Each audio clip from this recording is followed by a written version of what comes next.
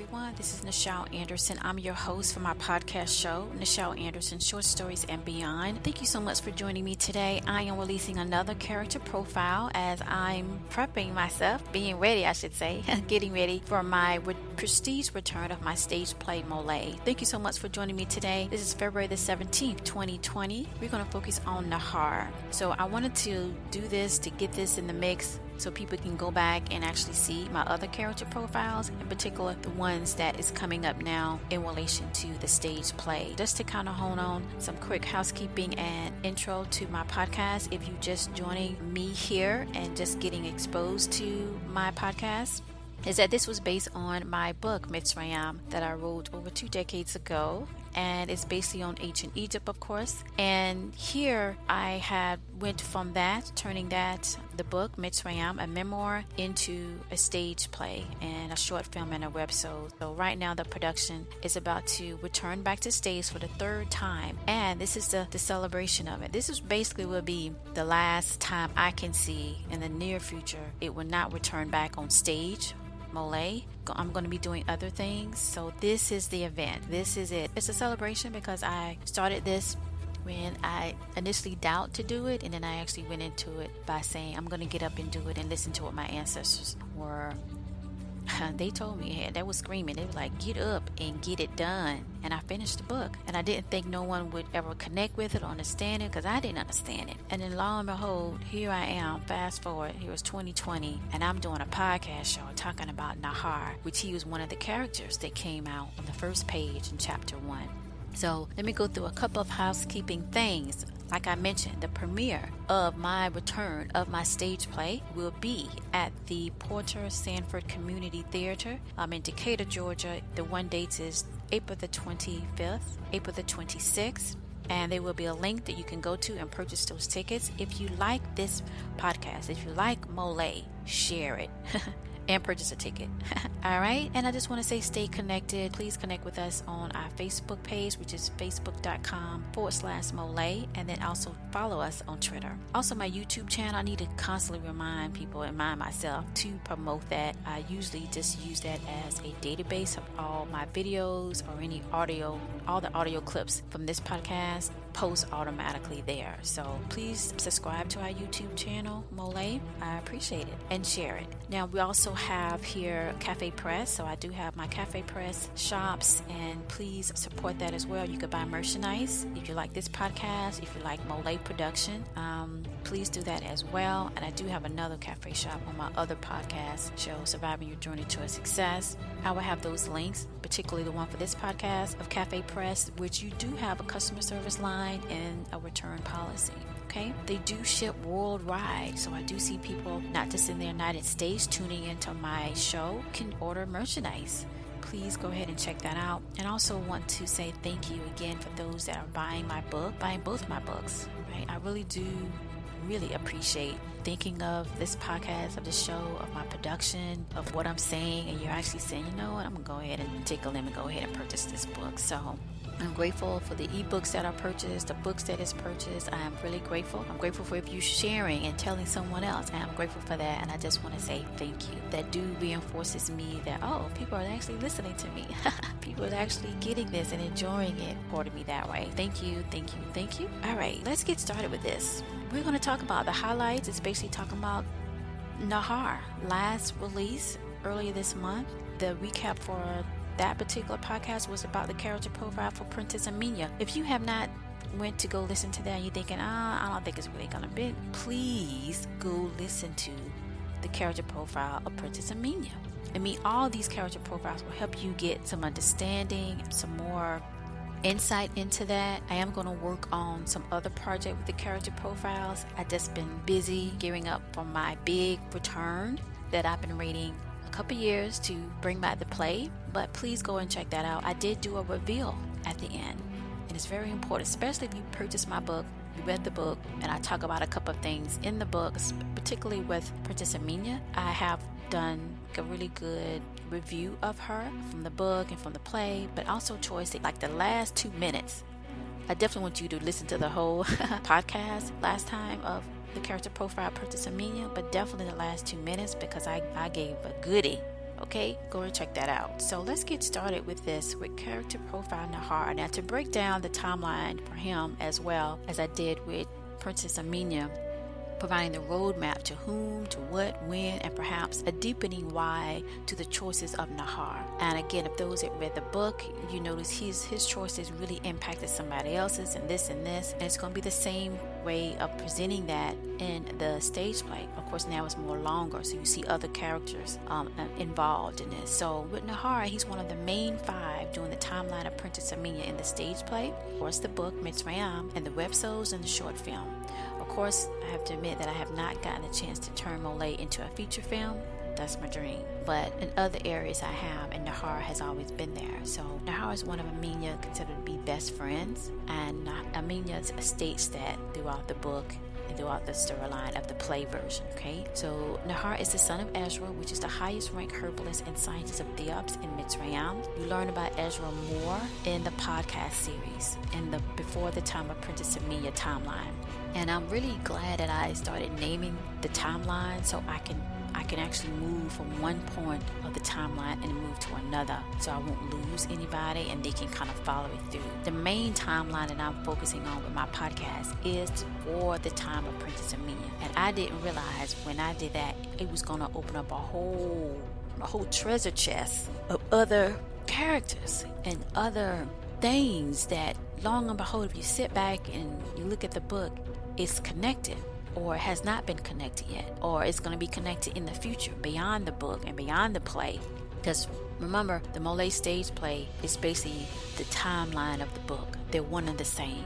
The difference is what I have done before on a theatrical type stage is only condensed it to the 5 characters, and I'm going to name them. You have Princess Aamina, King Dama, King Daniel, Nahor, and Selma. Those 5. Now with the play, I'm expanding it to Queen Hagar came in the webisode, so that I expanded out to that, and then Inky did. But that was it. Now with the play is Inky, Queen Hagar. King Milan never came into none of the theatrical production. He will on the play. So when we focus on Ezra never was in none of the theatrical adaptation, only the book, and now of course the podcast. He will be in the play. And so Nahor is part of that wealthy heritage by his father lineage and generations of being the students of the administration of the mystics and the papyrus writings, followed down from the royals and the priests like before. So Nahor has a long history of that. He was born as a Mitsrayim, basically an Egyptian. He could speak Semitic as well because he got access to the schools along with Princess Aamina, just not all the classes, because he was not destined to be a ruler. Now, I do pick up later on, especially in the book, if you read the book, his interaction with the Orion, especially towards the end. So he will eventually be able to speak Orion language like Queen Hagar. But I felt when I was writing a future series of Nahor and Princess Aamina, which took me in a new realm, right? Because none of this came up when I wrote the book. Only now that Nahor did not know how to speak Orion. When I think about it now, looking at those series that I just completed, this season 3, it would make sense because I didn't, at least right now, I couldn't pick up he would meet in Orion. Not yet, though. That's very interesting when that will be revealed. But he does meet Rulin. And I mentioned that before, I think when I was talking about Aamina. Nahor was born the same Sar. Sar is another term that reflects to say year. During the same year of Sar of Princess Aamina, so thus the ability to be taught underneath Elder Tahib. In the book I call him Grandfather Tahib. Tahib is the father of Queen Hagar. And at other times with different class of students allowed to be taught in the pyramids of Thart. So Nahor got that access, being in that position of being taught in the mystery school of Thart, just at a different class level, but he still had the same challenges he had to go through in the commune of leadership that I talked about in the future series of Nahor and Princess Aamina. And Nahor always came off as, I always remember when I sat down and I said, okay, this is the scene I'm going to write about. It's going to be focused on Nahor and Princess Aamina. And I automatically saw them sitting in this chariot riding towards some place. Now I was right now, I remember, it's a palace. They're going to a palace. Because it's like the vision comes, and once I wrote that, then another vision comes. And once I wrote that, then another. It's just magically, I hate to say that word, but it's just magically aligned. So anyway, I automatically saw his dreads. He had dreads. I automatically knew that it was a particular color, almost like brown. When brown is so mixed with crimson, so brown that it has that bronze. That's what I want to say, a bronze color of his dreads to his shoulders, like very fit in a sense. Let's see, he was determined to get to the palace. He's like, I just felt at that moment he really planned this all the time. So he was very attractive and nice, kind, and patient, but a little bit really focused. So that made him on the borderline being impatient, trying to get Aamina attention. Again, he wanted to try to express his feelings because he always seemed to use the resources that he knew and that he had, managed to win over her heart. And he struggled actually to express his feelings or accept what things were at the time. So this actually forced him to make choices not in alignment to the either one's projection of all during this time. So he was very protective of, in the sense of what he wanted to accomplish, and slowly but slowly he get more into refuting what was going on, her path of where she was going to be, his path of where he was supposed to be, and he rebuffed that. So from the very beginning, like I said, when I started that, wrote the book Mitsrayim, his character came off being very protective of the crown, protective of Aamina, of protocol, but only challenged that in the sense that he wanted to be able to set his own destiny. It's like when people say, okay, this is what you need to do, or this is your path, and something in you just like, well, I want to choose differently, because choice is power. Okay, choices gives you the power to choose if this is what you really want. Choices give you an opportunity to change your destiny, but you always have these other forces that want to challenge you with that. And sometimes it's not really a challenge, it's wisdom, and it's the right way of what you need to do at that time. People still have the choice to follow that or not. So that's the whole override on that. Okay, now I also want to say this also with Nahor. As we take a look at him doing the stage play, he meets up with Salma, where by that time Salma is on the scene. Salma is one of the 5 main characters from the book, will be from the stage play. And of course Salma I haven't did a character profile on her. I will. It's going to be coming up soon. But Nahor never really connects with Salma, but he just tolerates her, and then the Princess Aamina say they're all friends, he go with it. But she's like in the scene, and he's just mainly thinking about Princess Aamina and how he's going to make his final attempt and plead his case of why she should rebuke the system and marry him. Salma knows this. She's in denial to that, and she presents that conflict. And Nahor is also in the middle of his manhood. It's like being a child, teenager, and then becoming a man, and all these responsibilities. And for a male, I think it's always harder as a male position.